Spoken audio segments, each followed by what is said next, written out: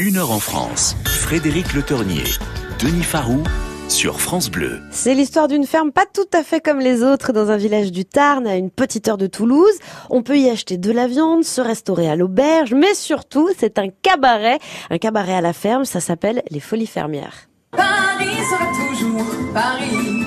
Plus on réduit son éclairage, plus on voit briller son courage, sa bonne humeur et son esprit. Paris sera toujours Paris. On s'est dit que c'était une bonne façon de préparer le salon de l'agriculture où nous serons avec 1 heure en France la semaine prochaine. Oui, nous serons au salon le mardi, mercredi et jeudi. Le fondateur des Folies Fermières raconte son aventure dans un livre paru aux éditions du Rocher. Il est en photo sur la couverture avec derrière lui 3 danseuses sur une botte de foin. Le ton est donné. Il est avec nous. Bonjour David Comet. Bonjour. On ne vous demande pas si ça marche, les Folies Fermières. La première date disponible que j'ai trouvée sur Internet, c'est un jeudi midi de la mi-avril. Sinon, c'est toujours complet. Et bien voilà, vous avez tout compris. C'est la rançon du succès. C'est un peu la rançon du succès et le fait que voilà, on a répondu à ce qu'attendaient les consommateurs aussi des agriculteurs d'aujourd'hui, de ce nouveau visage de l'agriculture. Alors, il faut nous raconter, David Comet, que la genèse de tout ce projet. Comment vous est venue cette idée? Parce qu'au départ, donc, vous êtes éleveur. Tout à fait. Comment le cabaret s'est imposé à la ferme? Alors, ce qui s'est passé, c'est qu'en fait, c'est parti d'un bilan qui était très simple. Il y a une 50aine d'années en arrière, dans notre commune, 300 habitants, 200 vivent de l'agriculture. Aujourd'hui, on est toujours 300 habitants, sauf qu'il reste une dizaine d'agriculteurs et des éleveurs, je suis le seul. D'accord. Donc, on s'est dit, maintenant, si on se diversifie pas, eh bien, on est tous voués à mourir. Et aujourd'hui, pour moi, une commune rurale sans élevage, je vois pas ce qu'il y a de rural dedans. Et donc, du coup, on a essayé de chercher des solutions. On a passé 10 ans, j'ai passé 10 ans de ma vie à chercher. On a commencé à supprimer les intermédiaires en ouvrant une boucherie charcuterie à la ferme, qui a bien marché, donc, les premières années. Jusqu'au jour où, malheureusement, on a été confronté à l'ouverture des supermarchés le dimanche. Et là, ça a été net. En 6 mois, j'ai perdu 30% de mon chiffre d'affaires sur tous les marchés du dominicaux. Tant que ça. Et à ce moment-là, ma femme, qui a eu une idée de génie, comme souvent ont les femmes. Merci de le souligner. Et du coup, elle m'a dit, écoute, si on n'arrive plus à valoriser nos productions dans le panier de la ménagère, on va les valoriser dans l'assiette, parce que moi, je sais cuisiner, et il s'avère qu'elle est aussi un très bon cordon bleu, donc du coup... Et à ce moment-là, on a monté ce qu'on appelle une ferme auberge, c'est-à-dire un restaurant à la ferme où plus de la moitié des produits proviennent de l'exploitation.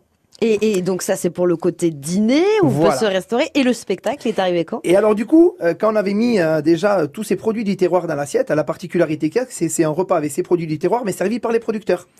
Et c'est ce qu'on appelle le spectacle dans l'assiette, et après on a rajouté le spectacle sur scène. Alors, le spectacle dans l'assiette, voici un petit aperçu. Voilà messieurs dames, donc charcuterie maison, donc vous retrouverez une terrine de campagne avec un boudin noir, le melsa, la copa et le foie gras que vous avez. Voilà, moi-même producteur.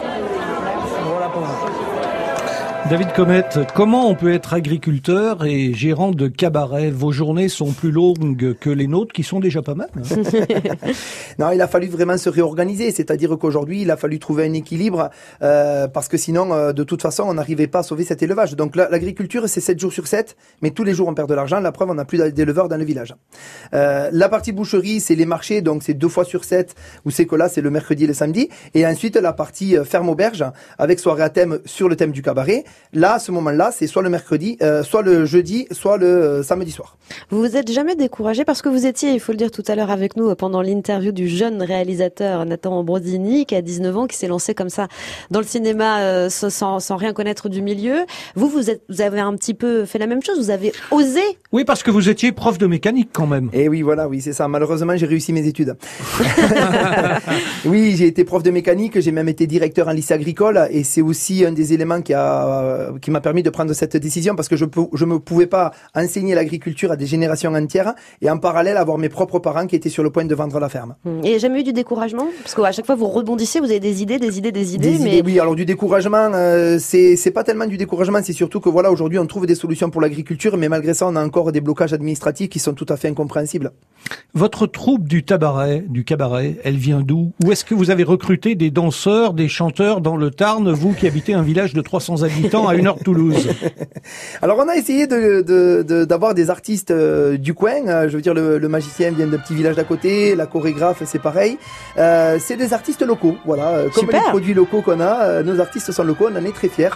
Et Voilà. qu'est-ce que viennent chercher les gens qui viennent aux Folies Fermières? Tout ce que vous avez dit, les bons produits, le spectacle, de la Alors, détente. Voilà, nous la particularité qu'il y a, c'est que le principal spectacle il est dans l'assiette. Ensuite, on complète avec le spectacle sur scène.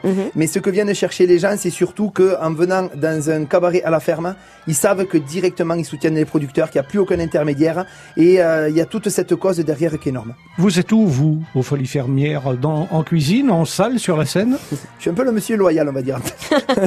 Ce qui explique que vous avez une jolie veste et une cravate aujourd'hui, comme quand vous êtes sur scène. Exactement, voilà. Moi, j'aime bien accueillir les gens systématiquement quand ils arrivent. Je leur dis bonjour à tous, et quand ils repartent, je leur dis au revoir à tous. Et comme ça, on a un vrai rapport humain entre producteurs et consommateurs.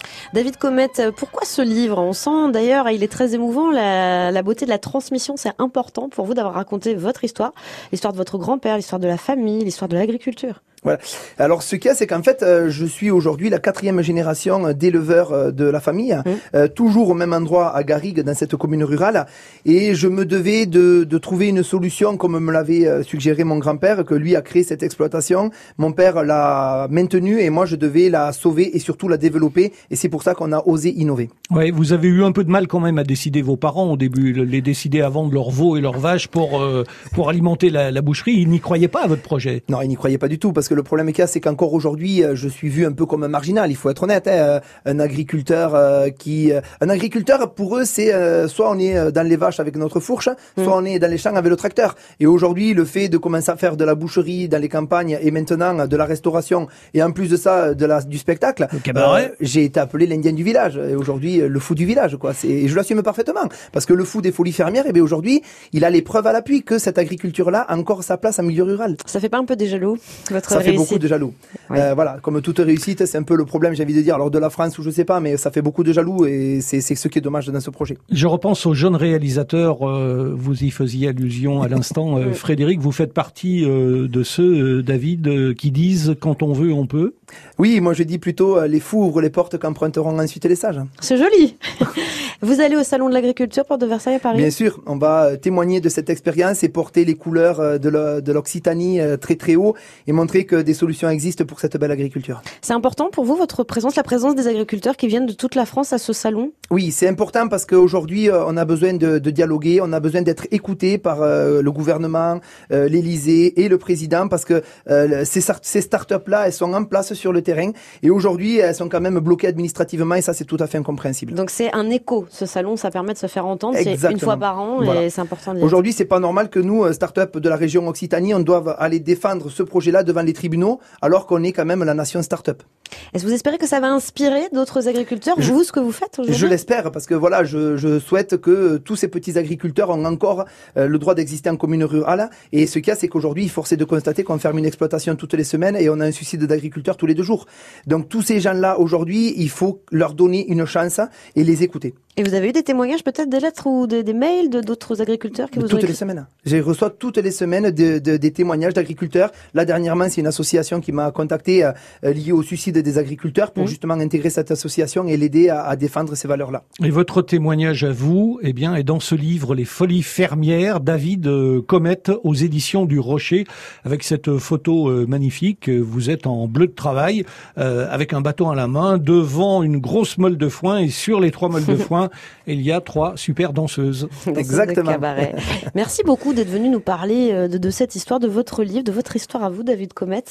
Et sachez que nous aussi, on sera au Salon de l'Agriculture, Porte de Versailles à Paris. On sera peut-être pas aux mêmes dates, mais si vous êtes là, revenez nous voir sur le plateau du Nord en France. Ben, merci beaucoup, en tout cas, parce que pour nous, c'est ce mariage réussi de la culture et de l'agriculture. Et c'est ce que vous faites avec les Folies Fermières. Merci Merci beaucoup. Au revoir.